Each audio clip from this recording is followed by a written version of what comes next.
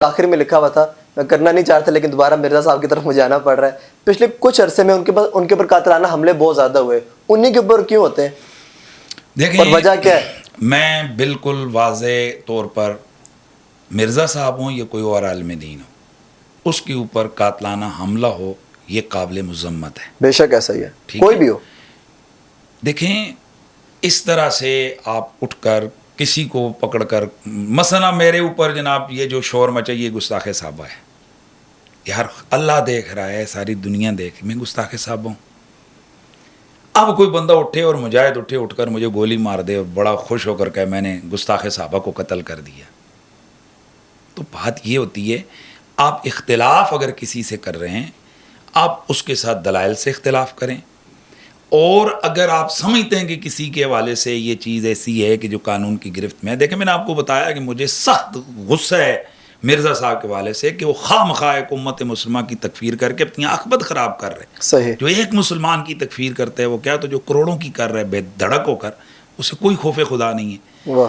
تو بات یہ کہ مرزا صاحب ہوں یا کوئی بھی ہو, آپ کو اگر کسی سے اختلاف ہے, اگر وہ غیر قانونی یعنی اس کی کوئی ایسی بے ادبی اور گستاخی ہے کہ جو قانون کے دائرے میں آ رہی ہے, آپ اس کو قانون کے حوالے کریں, عدالت میں جائیں, اس کو ڈیفینڈ کریں, اس کے سامنے کیس لڑیں, ثابت کریں, اس کو سزا دلوائیں. لیکن یہ آنا کہ بھائی کبھی ابھی میں دیکھ رہا تھا کل پرسوں کے ان پہ 5واں بچے نے کیا. اب وہ بچے سے جب پوچھا گیا کہ آپ نے کیوں کیا ہے تو اس نے کیا آپ کے پاس وضاحت ہے, تو اس نے کہا جی یہ سارے مولوی علماء کہتے ہیں کہ غلط ہے, اس وجہ سے میں نے. دیکھیں یہ تو بچے کی اپنی ذہن ہے نا, آپ کے معاشرتی طور پر آپ بچوں کو اس کو چھوڑیں. آپ یار آپ بچوں کو 1 منٹ رکیں, آپ رکیے. مجھے یہ بتائیں ہوٹل میں ایک بھائی نے دوسرے بھائی کو قتل کر دیا کہ اس نے عمران خان کے خلاف بات کی, یہ ہوا, کیوں نہیں اٹھایا میڈیا نے, یہ کیوں نہیں اٹھایا یوٹیوبروں نے یہ مسئلہ؟ اس کا مطلب ہے کہ وہ عمران خان سے اتنی محبت کرتا تھا کہ اس کی تنقید وہ برداشت نہیں کر سکتا تھا, اس نے اس کو قتل کر دیا. یہ غلط ہے. میں یہ سوال پوچھ رہا ہوں کہ جس معاشرے میں عمران خان کے کسی لیڈر کے اوپر تنقید کی وجہ سے بندوقیں چل پڑیں, خنجر چل پڑیں, تو وہاں آپ ہم سے یہ دلیلیں پوچھتے ہیں کہ وہاں مسلمانوں کے نبی کے حوالے سے ایک چیز ہے. ہاں یہ ہم ضرور کہتے ہیں, یہی بات ہم مرزا صاحب سے کہہ رہے ہیں کہ وہ بھی تو ایک قوم کی ذہن سازی کر رہے ہیں نا کہ یہ فلاں گستاخ ہے, فلاں بے ادب ہے.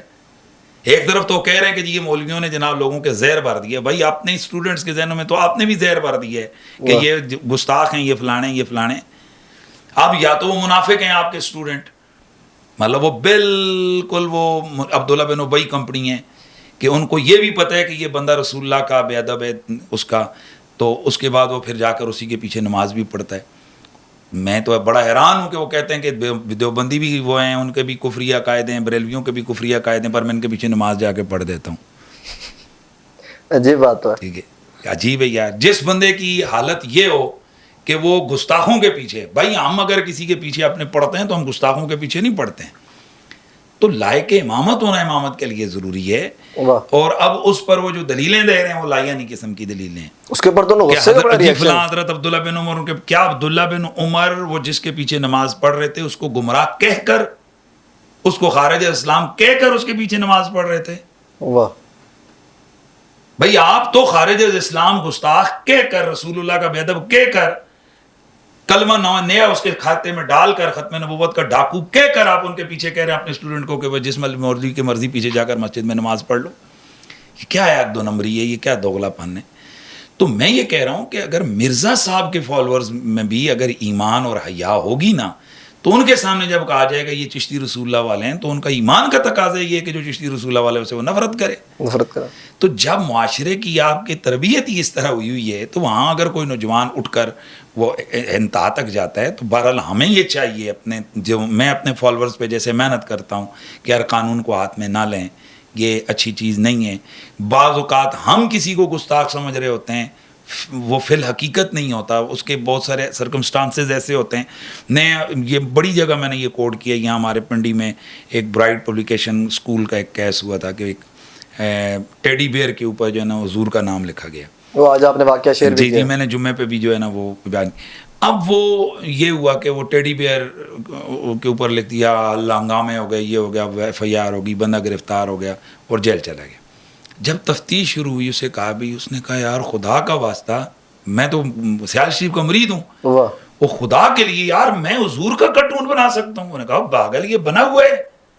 اس نے کہا بھائی جان میرے سے پوچھیں تو صحیح, میری میڈم ہے, میری میڈم کا چھوٹا بچہ ہے, جس دن میں یہ بنا رہا تھا وہ آ کر مجھے تنگ کر رہا تھا, تو میں نے اسے دیکھا, اس کا نام محمد تھا, تو میں نے اس کو ڈیڈیکیٹ کرنے کے لیے میں نے جناب اس پہ محمد لکھ دیا واہ. کہ یار یہ میری میڈم کا وہ بچہ ہے, تو میں محمد رسول اللہ کا سوچ کر یہ کروں, اللہ وہ روئے. پھر یہ کیس جناب ہائی کورٹ چلا گیا. اب کوئی ہمت نہیں کر رہا یار اس کے اوپر اب کیا کریں. پھر ہمیں عدالت نے بلایا اسسٹنس کے لیے, ہم لوگ گئے. پھر ہم نے کہا بھائی اللہ اکبر, تحقیق کریں کہ کیا واقعی اس بچے کا نام محمد ہے. پھر جیل میں جا کر اس سے جب پوری تفتیش وغیرہ کی گئی تو جیسے وہ بتایا گیا تو اس کے مطابق تھا. تو جیسے حضور کی ناموس کا دفاع کرنا ضروری ہے تو اسی طرح سے نبی علیہ السلام کے کسی امتی کی جان بچانا بھی ضروری ہے. تو اب یہ تو نہیں ہے کہ آپ ناموس رسالت کے اوپر آ کر نام لے کر کسی کی جان کو وہ کر دیں. ہاں حقیقی اگر کوئی گستاخ ہے جس کی کوئی تعویل کوئی چیز نہیں بنتی ہے تو اس کے لیے تو پھر اس کو ٹھکانے لگانا یہ ایمان کی نشانی ہے کہ آپ اس کو قانون کے صحیح اینڈ تک اس کو لے کر جائیں اور قانون کے حوالے کریں اسے. صحیح, بہت شکریہ.